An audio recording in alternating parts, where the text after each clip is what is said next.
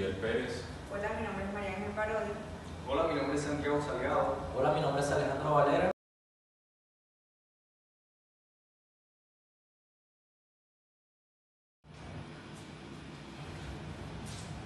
¿Y entonces, primo? Primo, ¿y qué? ¿Entendió glucólisis? Nada. ¿Y usted? Nada. ¿Y San? No, primo, nada.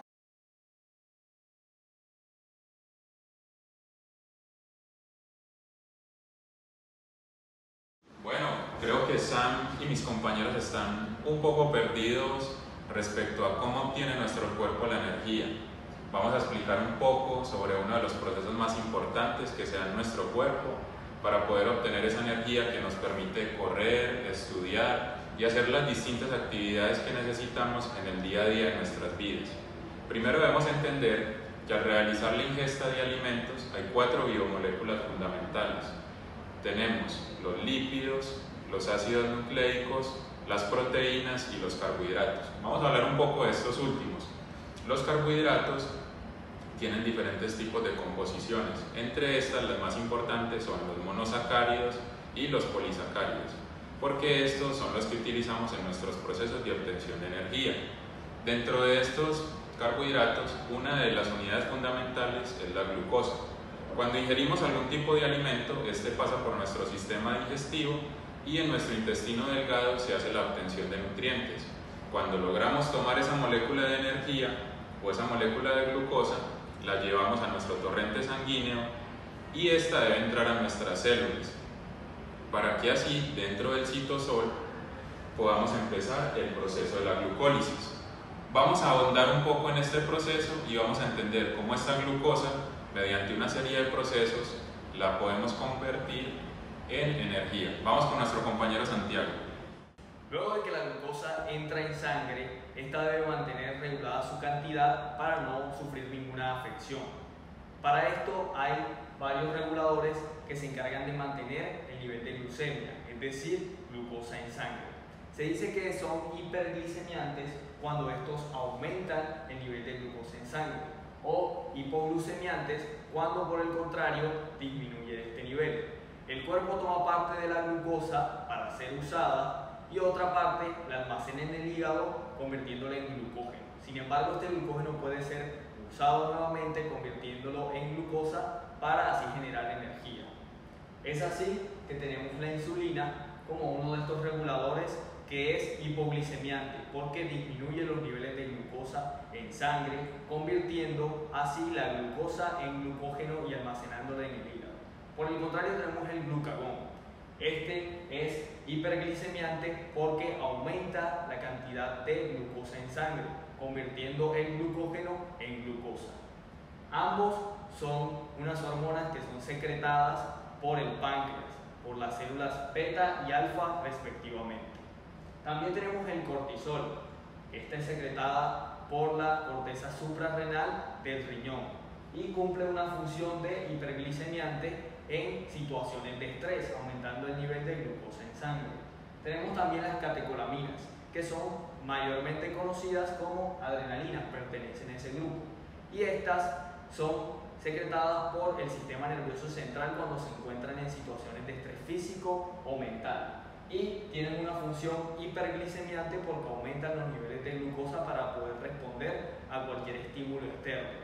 Tenemos también la somatotropina, y esta es hiperglicemiante porque aumenta los niveles de glucosa en sangre y es también conocida como la hormona del crecimiento y es secretada también por el páncreas.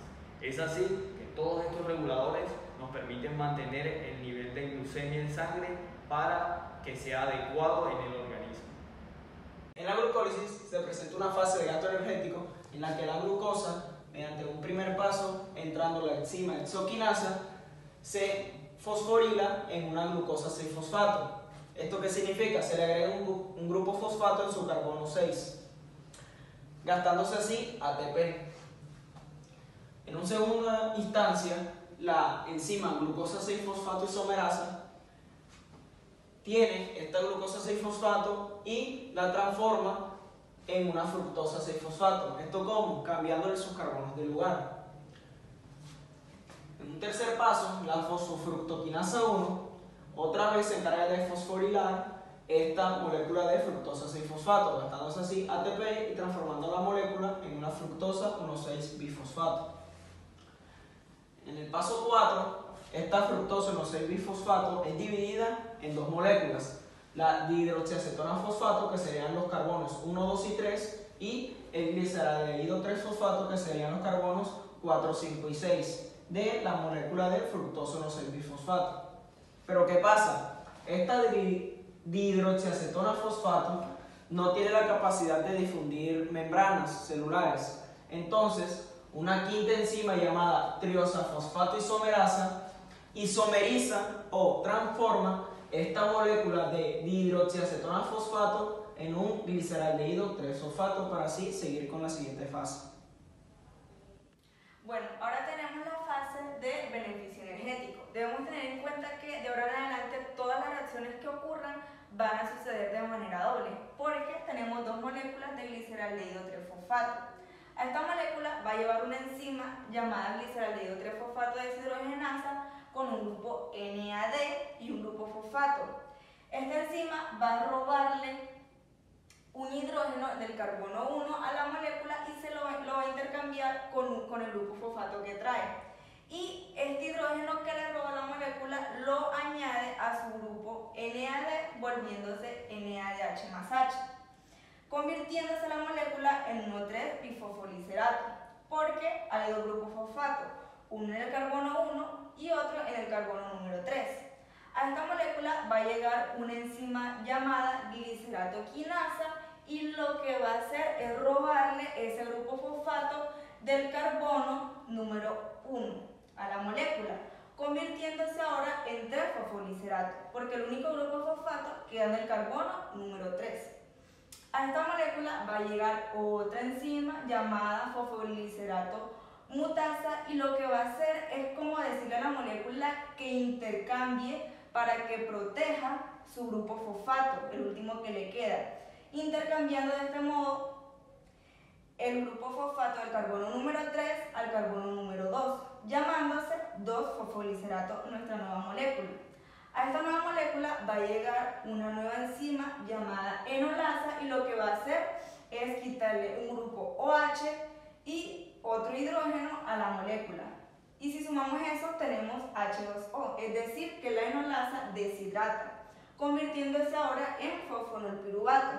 A esta fosfonolpiruvato va a llegar una última enzima llamada piruvatoquinasa y le va a robar este último grupo fosfato a la molécula, llamándose ahora enolpiruvato. Pero rápidamente, para compensar y no dejar tan débil a la molécula, la enzima le obsequia un hidrógeno al enolpiruvato, convirtiéndose rápidamente en piruvato. Y este es nuestro resultado final. El piruvato puede tomar dos rutas, que son la aeróbica o la anaeróbica. En la aeróbica va a pasar al ciclo de Krebs, donde va a llegar otra nueva enzima llamado piruvato deshidrogenasa y lo va a convertir en otro sustrato. Mientras que en la ruta anaeróbica va a llegar la lactato deshidrogenasa y va a hacer que el piruvato se fermente, convirtiéndose así en ácido láctico o lactato. Bueno, creo que a mis compañeros de examen les quedó claro cómo se da el proceso y cuál es su importancia. Pero finalmente vamos a hacer un pequeño recorderis. ¿Qué significa NADH más H? Ese va a representar 3 ATP. Y vamos a hablar un poco sobre las ganancias y las pérdidas que se dan en este proceso. Como acá tenemos que NADH más H es igual a 3 ATP, si tenemos una ganancia de NAD2 NADH más H, pues sería igual a 6 ATP. Aparte de eso tenemos otra ganancia de 4 ATP, 2 moléculas de agua y 2 piruvato. Pero también recuerden que al principio del proceso perdimos 2 ATP, lo cual nos lleva a concluir que en total vamos a obtener 8 moléculas de ATP. Bueno, básicamente al finalizar o al empezar el proceso de la glucólisis se pueden presentar también varios trastornos, y estos a nivel enzimático, como es el caso de la anemia hemolítica, en la cual participa la exoquinasa como un fallo en la producción de glucosa a glucosa 6-fosfato.